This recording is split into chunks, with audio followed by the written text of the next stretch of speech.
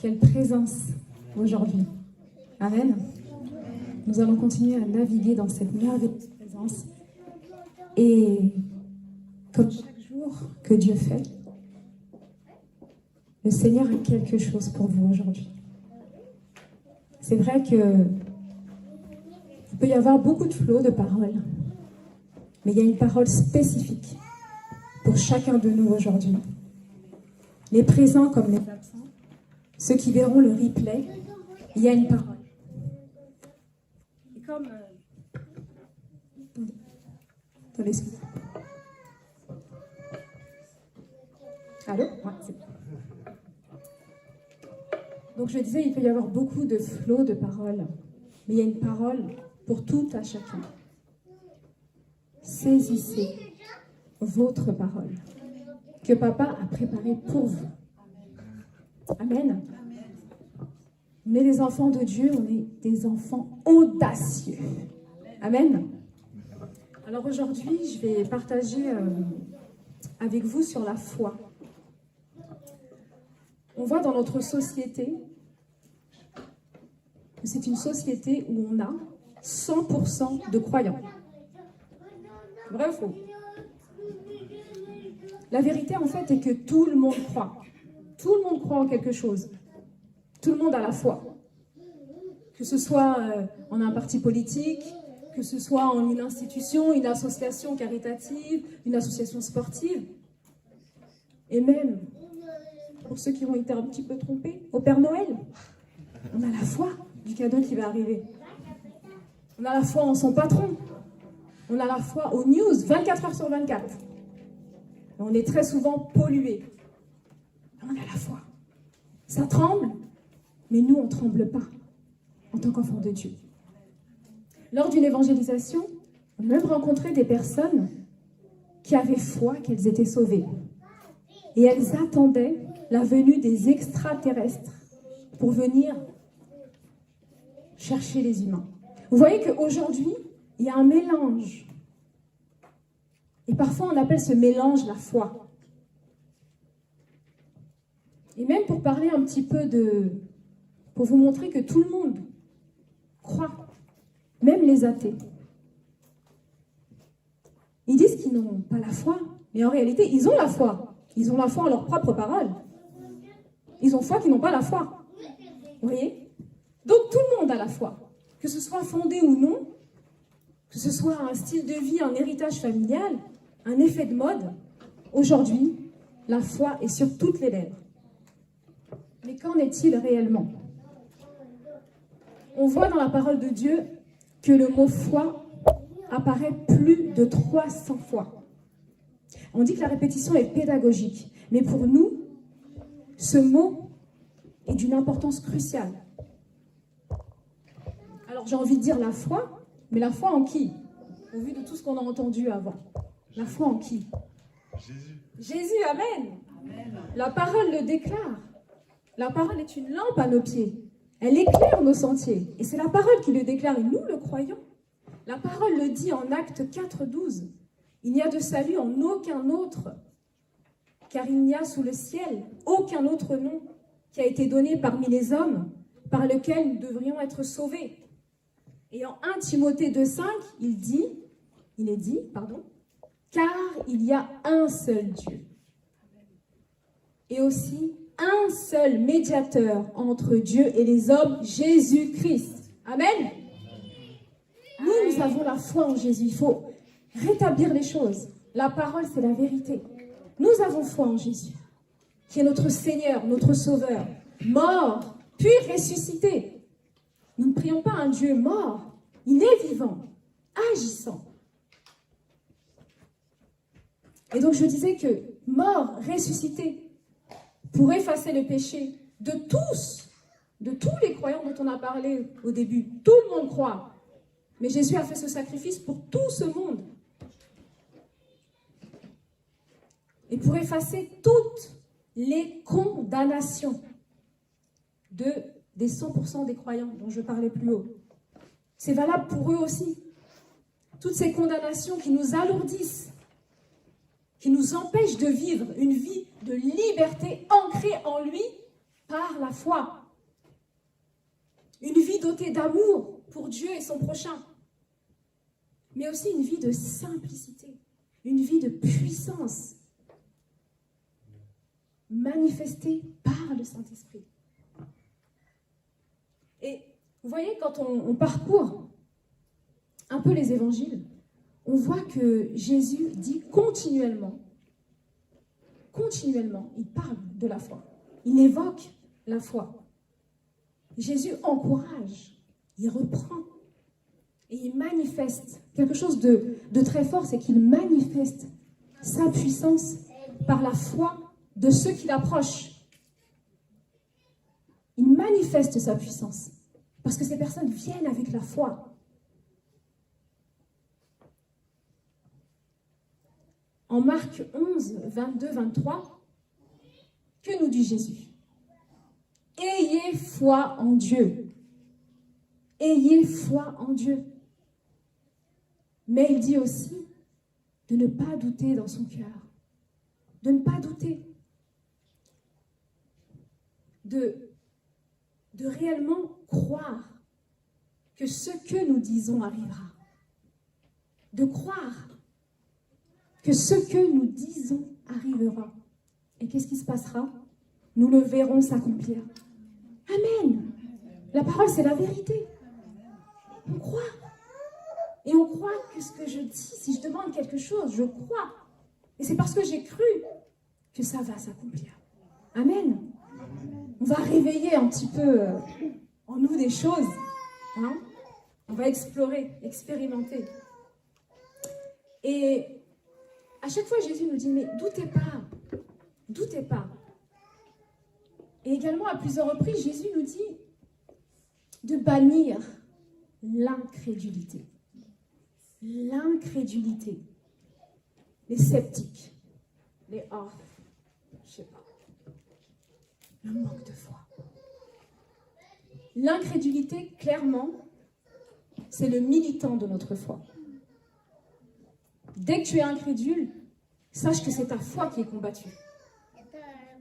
Dès que tu sens l'incrédulité monter, tu dis, oulala, là on en veut à ma foi précieuse. Hors de question. Amen. Amen. Et l'ennemi de notre foi aussi, c'est, comme je disais, il y a l'incrédulité et le peut-être. Moi, je crois que dans la foi, il n'y a pas de place pour le peut-être. C'est oui, je crois, ou non, je ne crois pas, mais il n'y a pas de place pour le peut-être. Comme certains disent, pour moi, il n'y a pas de place pour le Inch'Allah. Il veut. C'est le propre de la foi. Par ta foi, tu vas saisir. Pas Inch'Allah, non? Ça en fait rire certains. Mais c'est vrai. Pourquoi Inch'Allah?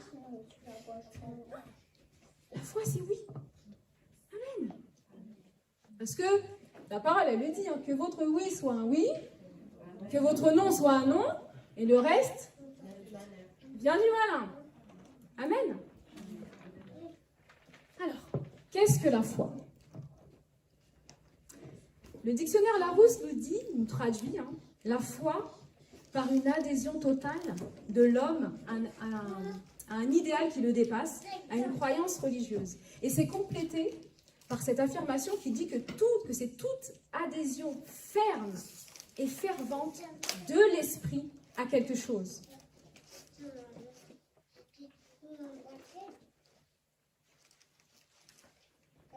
Le mot qui parle de la foi en grec, c'est le mot pistis, qui se traduit également par fidélité, qui se traduit par grâce, par une preuve certaine, croire, une conviction, un engagement.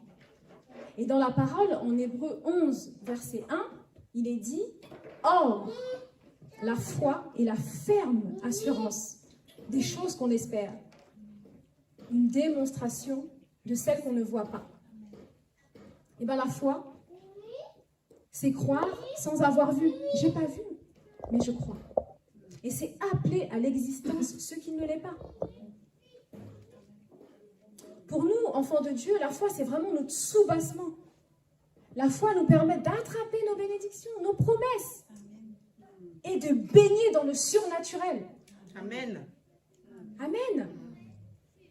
Vous savez, la foi, elle n'est pas liée à nos sens. Hein. Heureusement d'ailleurs. Parce que quand on sent rien, on est là, oh là là. Non, moi j'ai pas vu. Et c'est ça la foi. J'ai pas vu, mais j'ai cru. J'ai cru, j'ai parlé. Parce que j'ai parlé, ça va s'accomplir. Amen. Amen. Donc c'est pas lié, on balaye les sens. Oups. On veut vivre ce surnaturel. Et en fait, quand on regarde bien, le surnaturel est simple. Mais on a dit, il y a des petits ennemis de la foi, des petites fourmis qui essayent de venir nous tirer dans l'incrédulité ou dans... Non, non, non. La foi est là et la foi est ferme. La ferme assurance. Donc, on l'a dit, la foi est une conviction de la vérité de toute chose. Une confiance absolue concernant la relation là, avec notre papa d'amour, Dieu, et avec les choses divines, les choses d'en haut. Et nous savons, on dit que c'est une conviction de la vérité des choses, mais nous savons que la vérité n'est autre que Jésus. Amen. Amen. Le chemin et la vie. Alors, je vais vous inviter à aller dans la parole, en Genèse 12, versets 1 à 8. Si vous avez...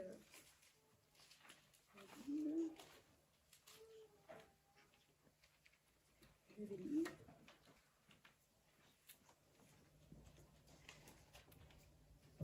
Alors, Genèse 12, versets 1 à 8. L'Éternel dit à Abraham, « Quitte ton pays, ta patrie et ta famille, et va dans le pays que je te montrerai. Je ferai de toi une grande nation, je te bénirai, je rendrai ton nom grand, et tu seras une source de bénédiction. Je bénirai ceux qui te béniront, et je maudirai ceux qui te maudiront. Et toutes les familles de la terre seront bénies en toi. » Abraham partit conformément à la parole de l'Éternel, et Lot partit avec lui. Abraham était âgé de 75 ans lorsqu'il quitta Charan. Il prit sa femme Saraï et Lot, le fils de son frère. Il prit aussi tous les biens et les serviteurs dont il était devenu propriétaire à Charan, et ils partirent pour se rendre dans le pays de Canaan où ils arrivèrent. Abraham traversa le pays jusqu'à l'endroit appelé Sichem, jusqu'au chêne de Morée. Les Cananéens occupaient alors le pays. L'Éternel apparut à Abraham et dit, « C'est à ta descendance que je donnerai ce pays. » Abraham construisit là un autel en l'honneur de l'Éternel qui lui était apparu. Amen. Amen. D'où nous vient donc la foi? Jacques 1, 17 nous dit « Toute grâce excellente et tout don parfait descend d'en haut, du Père des Lumières, chez lequel il n'y a ni changement ni ombre de variation. » Et en Jean 3, 27, il est dit « Un homme ne peut recevoir que ce qui lui a été donné du ciel. » Premièrement, la foi est un don de Dieu. C'est Dieu qui donne. C'est un don, et quand on regarde ce qu'est un don c'est gratuit. Ça ne dépend pas des mérites, ça dépend du cœur de celui qui donne. Et nous savons que le cœur de notre papa d'amour est un cœur parfait, un cœur aimant. Nous l'avons chanté, célébré. Nous savons que notre Seigneur nous aime d'un amour que nous ne pouvons même pas imaginer, comme le disait la sœur, calculer, c'est même pas possible. Rien que d'imaginer, on se noie dans cet amour. Voilà notre papa d'amour qui nous a donné ce don gratuit. Donc, don gratuit, la foi. Deuxièmement, la foi, nous dit la parole, vient de ce que l'on entend. Et ce que l'on entend vient de la parole de Christ. Quand on regarde en Genèse, là, ce qu'on vient de lire, moi j'ai repéré quelque chose, en fait. Abraham a entendu la parole de Dieu à son égard. C'est une parole qui lui a été adressée. Donc il a entendu. Il a entendu que Dieu avait un plan pour lui. On sait que Dieu ne parle jamais en vain. Dieu avait un plan merveilleux pour lui. Et Abraham ne s'est pas simplement arrêté au fait qu'il avait entendu. Qu'est-ce qui s'est passé? Il a reçu cette parole. Vous voyez, parce qu'on peut entendre beaucoup de choses. Il a entendu et ensuite il a reçu cette parole.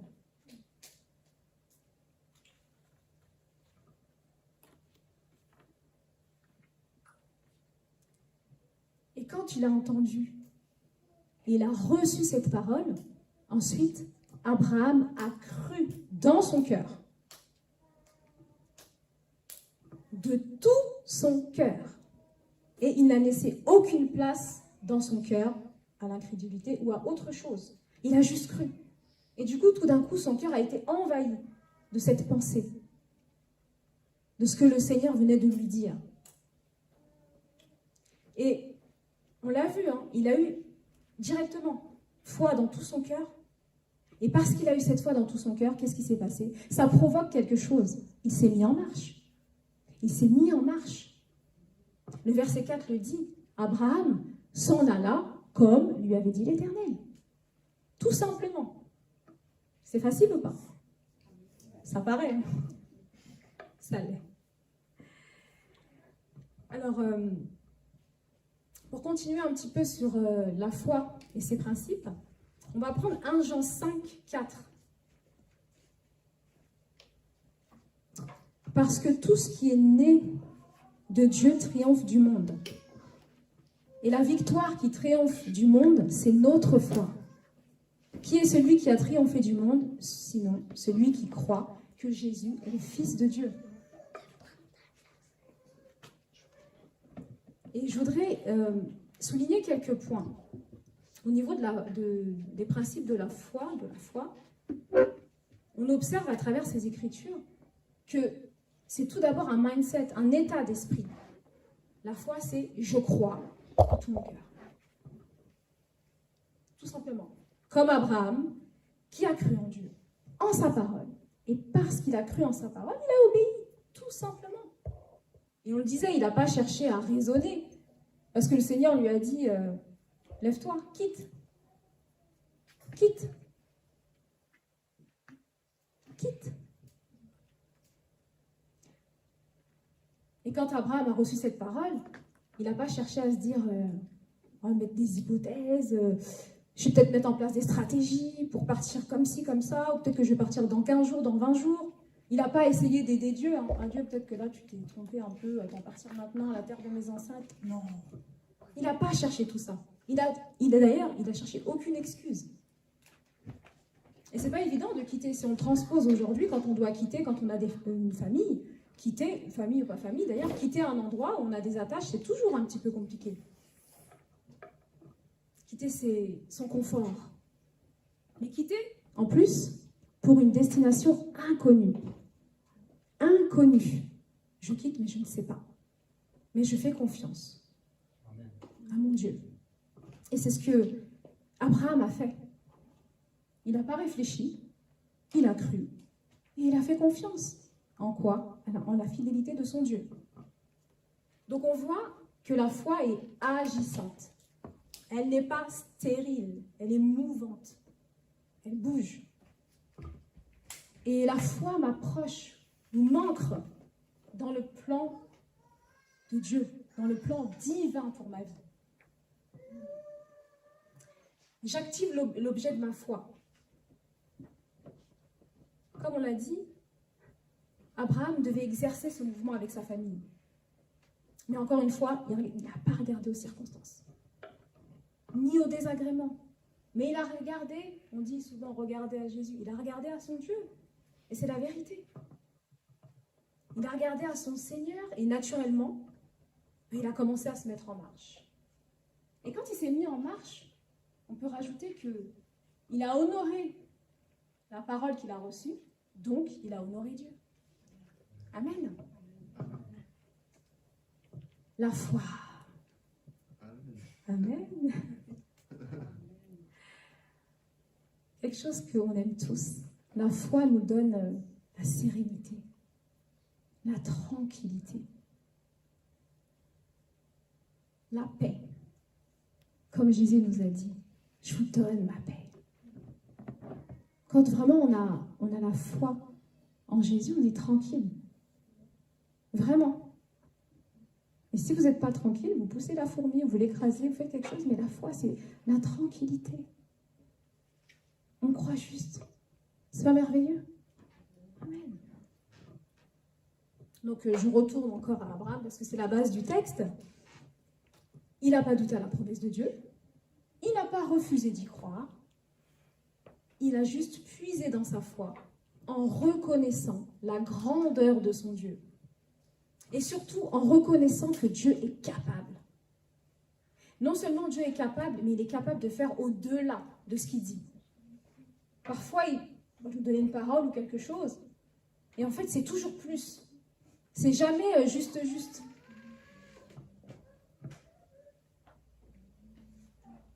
Alors,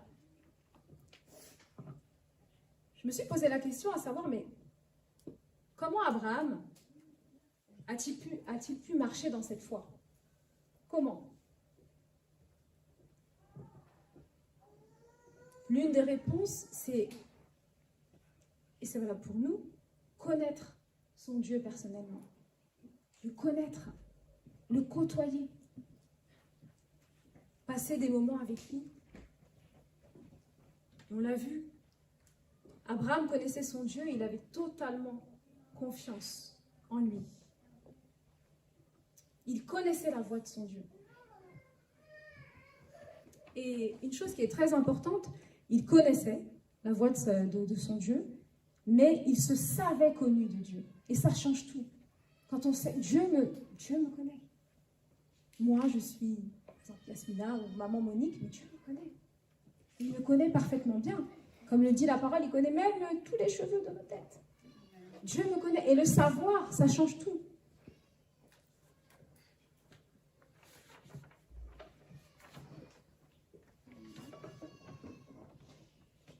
Et comme il est dit en Jean 10, 27, il est dit « Mes brebis connaissent ma voix, et elles ne suivront pas un étranger. » En fait, Jésus est venu rappeler la parole qu'il avait déjà manifestée à Abraham.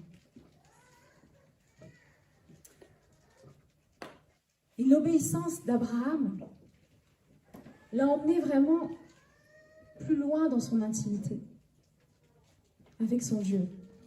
Parce qu'il a obéi et ensuite il a vu, on n'a pas toute l'étendue. On obéit juste, on avance, on arrive, on voit. Et ça nous fortifie en fait, de simplement obéir. Et je dirais que la foi, c'est comme un muscle. Pour ceux qui courent, peut-être qu'il y a des personnes qui font des pompes. Peut-être que c'est la première fois que tu as fait des pompes. Tu vas peut-être en faire 1,5. Mais la fois d'après, quand tu reviendras, tu en feras 2, 3, 4, 5. La foi, c'est la même, ça s'exerce. La foi, il faut s'exercer. Pour aller plus haut, plus loin, il faut s'exercer. Tu prends ta foi et tu révolutionnes le monde autour de toi. Amen. Ne dis pas amen pour dire amen, on va le faire. Hein. Non, mais sérieusement, ça veut dire que là où vous êtes, vous allez rayonner par votre foi en Christ. Exercer des choses folles. Allons, on nous prend déjà pour des fous, les enfants de Dieu. Allons-y.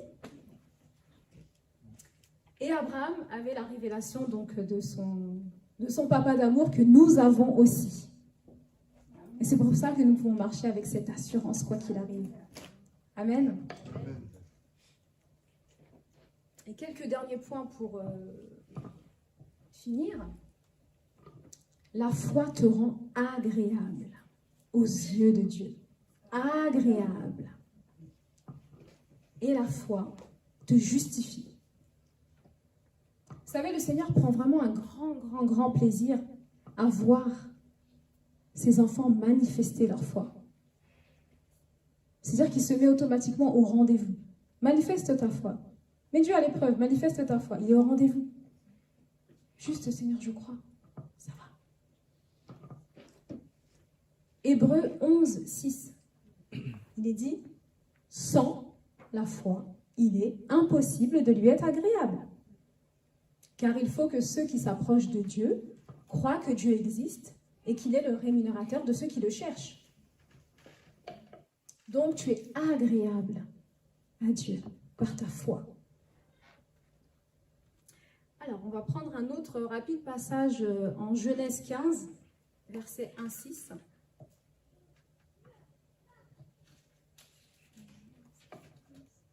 Que je vais vous lire.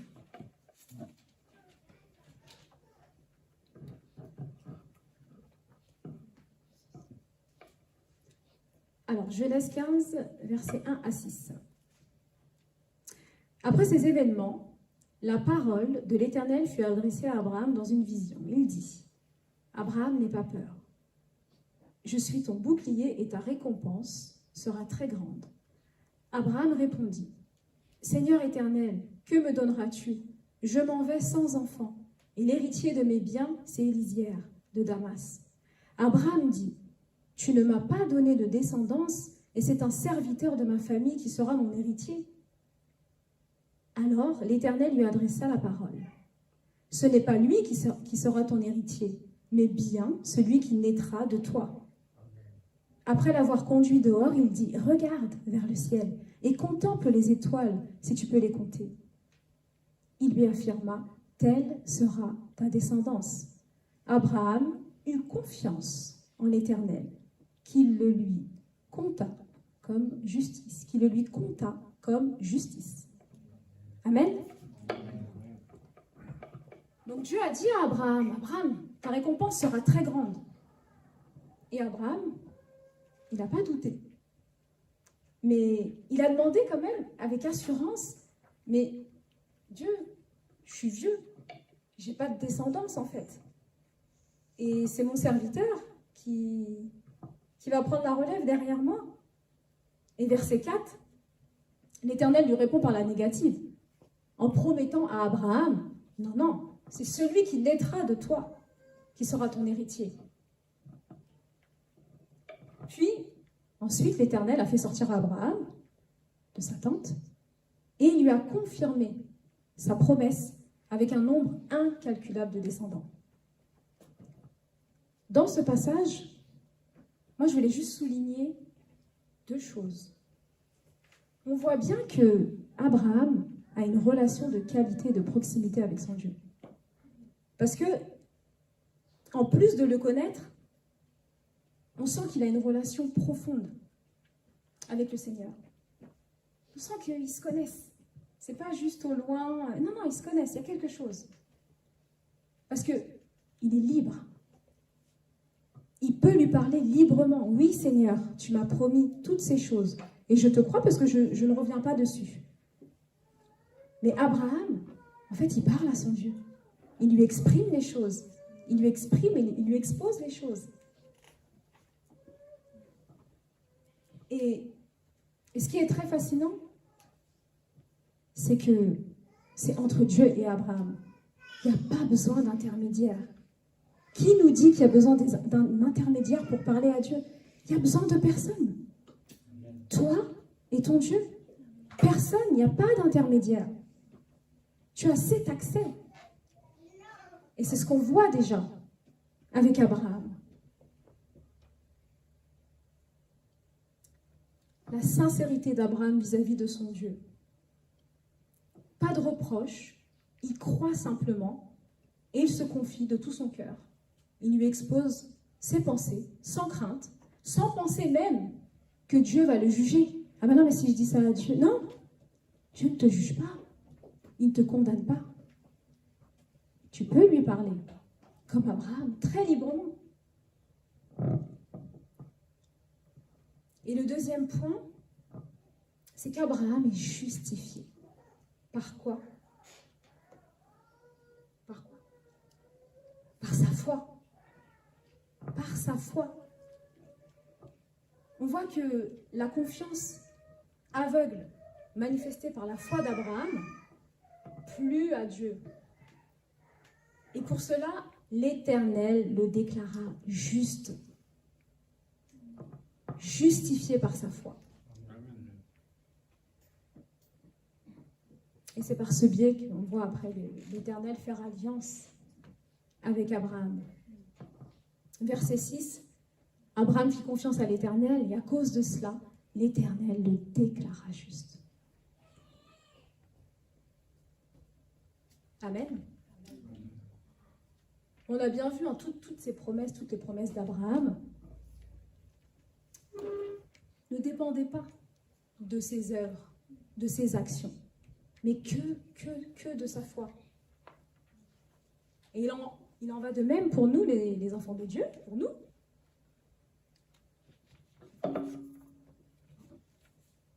Nous sommes justifiés par la foi en Christ. Que personne ne nous pèse avec des faux raisonnements. Justifiés par la foi en Christ. Galates 2,16. Néanmoins,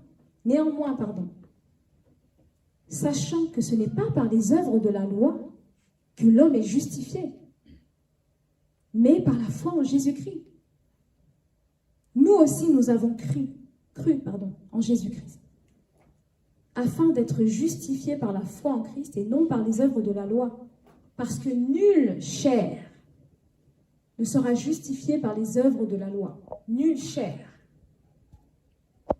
Personne, on rétablit un peu les choses, personne ne peut plaire à Dieu par ses propres œuvres. Soyons dans ce si beau repos. Non, la foi suffit. Ta foi suffit. Ça fait écho un peu dans les évangiles à ce que Jésus répétait souvent. Ta foi t'a sauvé. Ta foi, ça suffit. Ta foi. Et nous sommes donc déclarés justes en Jésus-Christ. Sans avoir à accomplir, je répète encore, mais sans avoir à accomplir aucune autre œuvre. Aucune autre œuvre qu'exige la loi. Pourquoi? Parce que Jésus a tout accompli. Amen. Amen. Voilà. Alors, j'arrive à la fin. J'arrive tout doucement. Ça fait 2 fois que j'ai dit ça, mais on arrive tout doucement. Amen. On a bien vu que la foi, c'est notre socle en tant que chrétien. La foi nous propulse dans une dimension hautement miraculeuse. La foi nécessite une ferme assurance et une révélation de qui est notre Seigneur. Par la foi, nous pouvons tout accomplir, comme le disait Jésus. J'aime bien ce petit grain de sénévé, ou sûrement petit, il est déjà petit, mais ce grain de sénévé. Comme le dit Jésus, avec ce grain, nous pouvons déplacer les montagnes, les problèmes, ordonner avec notre autorité, par notre foi, et répondre également à chaque problème que nous rencontrons. Nous allons y répondre par un acte de foi. Amen. Tu as un problème? Ok. Acte de foi. Ben, je ne ferai rien, je crois juste. Ça suffit. Amen. Je laisse les tourments, c'est pas pour moi. Ah, c'est tout. Donc la foi nous positionne automatiquement. Il n'y a rien à faire encore. Hein. La foi nous positionne automatiquement en vainqueur. Par la foi, nous avons Jésus. Amen. Donc, par la foi, nous avons la victoire sur tout. Amen. Est-ce que ça va? Vous êtes prêts à aller expérimenter? Amen. Amen. Alors, du coup, moi, j'ai des questions pour vous. Et je voudrais savoir, honnêtement, on est entre nous. La parole nous dit que, par l'esprit, on sait qu'il est là, on croit. Pas besoin de plus. On est entre nous et la parole nous dit que là où il y a l'esprit de Dieu, il y a la liberté. Donc moi, je vais vous poser quelques questions et j'aimerais qu'on puisse se répondre honnêtement. Est-ce qu'il y a des personnes qui ont la foi? Oui. Amen. Ok. Est-ce qu'il y a des personnes qui ont la foi comme Abraham? On a Jésus. C'est mieux. Amen. Est-ce qu'il y en a qui ont la foi comme Abraham? Oui, non? Non, mais n'hésitez pas, ça dépend. Quelqu'un pense qu'il a la foi comme Abraham? Quelqu'un pense qu'il a la foi plus qu'Abraham? Non? Ah, mais je vais vous choquer aujourd'hui. Moi, je pense. Je vais vous choquer. Jésus, il est en nous et nous, on est en lui. Alors, Amen. Vous avez... Non, je vais vous choquer aujourd'hui. J'ai vu qu'il y en a qui me disent « Ah non, pas Abraham, pas Abraham. » Bien sûr que si, vous avez une foi supérieure à celle d'Abraham.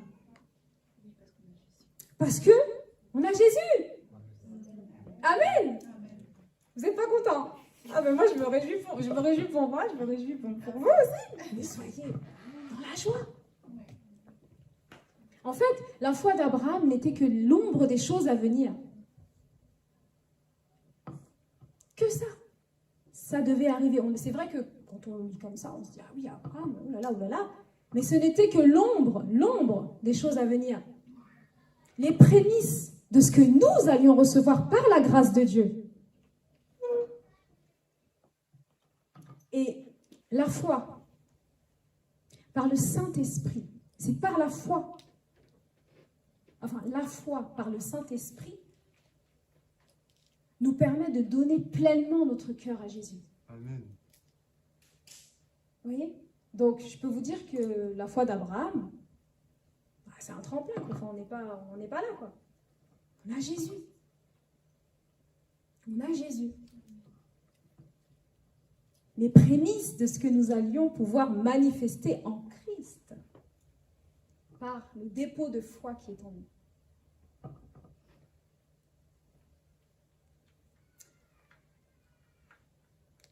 Puis, si on repart un petit peu en arrière pour vous convaincre, parce que je sais que vous êtes convaincus, je sais que maintenant tout le monde sait qu'il a une foi supérieure à celle d'Abraham, mais quand nous étions condamnés, prêts pour le jugement, nous avons été rachetés. Amen. Au prix fort du sang de Jésus. Eh oui, au prix fort du sang de Jésus par sa merveilleuse grâce. Non seulement rachetés, merci mon Dieu d'amour, mais scellés du Saint-Esprit. Scellés du Saint-Esprit. Amen. C'est une bonne nouvelle. Nous sommes unis au Seigneur. Donc oui, nous avons une foi nettement plus grande que celle d'Abraham. Parce que nous sommes ces merveilleux temples. On le dit souvent, le temple du Saint-Esprit, mais sérieusement. Dieu a élu domicile en toi. Le Dieu Tout-Puissant. Le Dieu merveilleux. Celui qui a fait toutes choses et par lequel toutes choses existent. Il vit en toi. Il a élu domicile en toi. Amen. On parlait d'amour tout à l'heure, n'est-ce pas l'amour? Amen.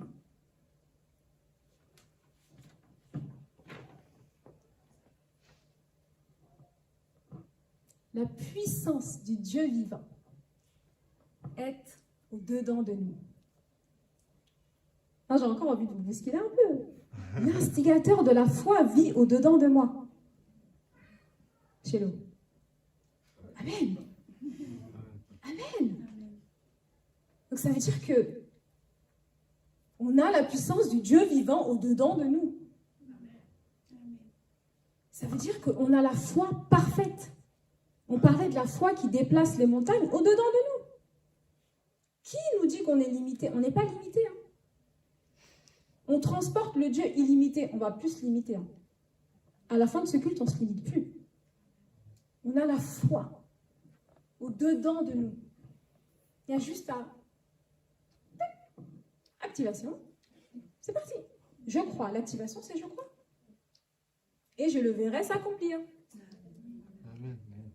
Bon, allez, une dernière question. Bon, alors, qu'est-ce qui vous manque maintenant? Pour aller expérimenter.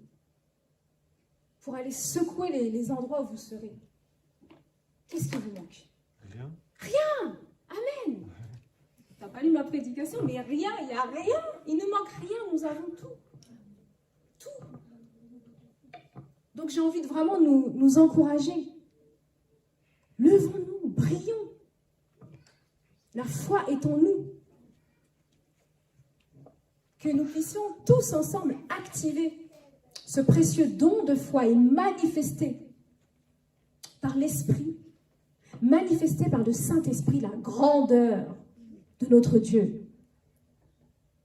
Le monde attend la vraie révélation des enfants de Dieu. Que nous puissions manifester cela. Peuple, nous marchons par la foi. Amen. Et comme on l'a dit tout à l'heure, nous ne marchons pas par la vue et par aucune circonstance. J'ai un problème, ok. On ne va pas le nier, on ne va pas faire semblant, non mais j'ai rien vu. Ok, je t'ai vu. Mais je vais activer la foi. Mon héritage, mon cadeau.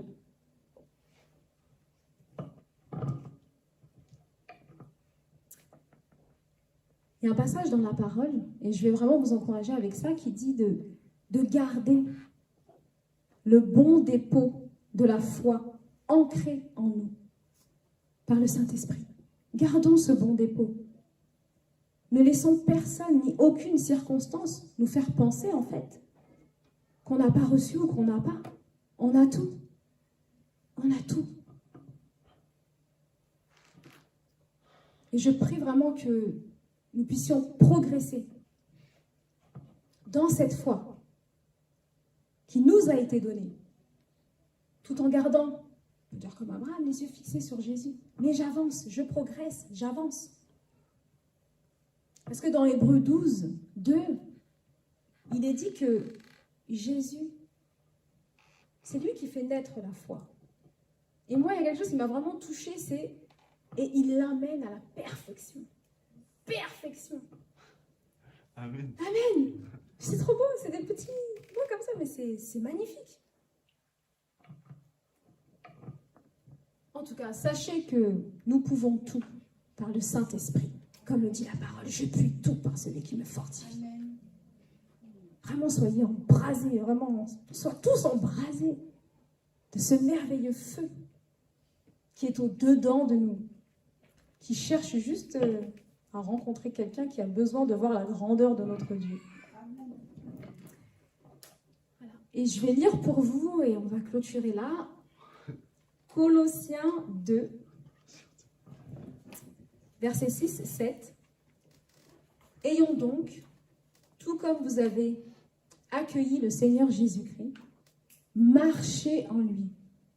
Soyez enracinés et fondés en lui, affermis dans la foi, telle qu'elle vous a été enseignée. Et soyez-en riches en exprimant votre reconnaissance à Dieu. Et je proclame que nos vies seront des vies d'expérimentation en Christ, par la foi.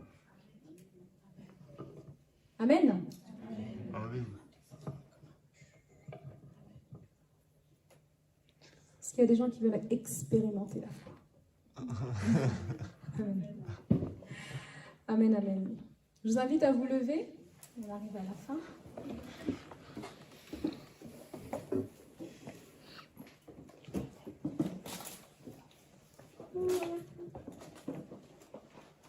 Je vous invite en fait à vous mettre à l'aise. En fait, je vous dis vous levez, mais voilà, si vous voulez rester assis ou vous ramper ou de côté, on est libre en Christ. Que rien ne nous choque.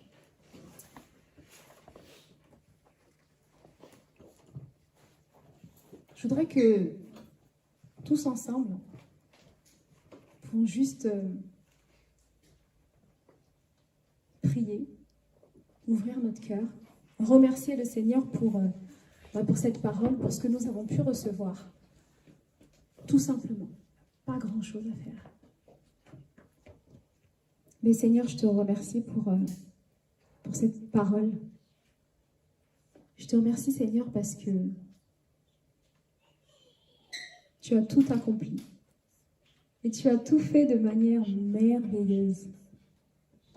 Seigneur, je proclame sur cette assemblée, et pour les personnes qui auront l'occasion de voir le replay, que l'audace en Christ nous saisisse. Dans le nom de Jésus. Que nous soyons, mais vraiment bouillants, Papa, avec la foi parfaite que tu nous as donnée, par ton esprit, Seigneur. Et que vraiment, Seigneur, nous puissions garder ce dépôt. Et que nous puissions écarter tout ce qui n'abonde pas dans le sens de ta puissance révélée et manifestée par le Saint-Esprit. Seigneur, ici, tout le monde soupire après toi. Tout le monde a envie d'exprimer ta grandeur par ton esprit. Et Seigneur, je prie que tu donnes à tout le monde le désir de leur cœur, te concernant, Seigneur, concernant ces expérimentations, concernant cette intimité avec toi, Jésus. Merci, Jésus, parce que tu règnes. Merci, Jésus, parce que c'est toi qui règnes en nous. C'est toi qui règnes, Jésus, en ces lieux. C'est toi qui règnes, Jésus d'amour. Merci, Jésus. Amen, amen.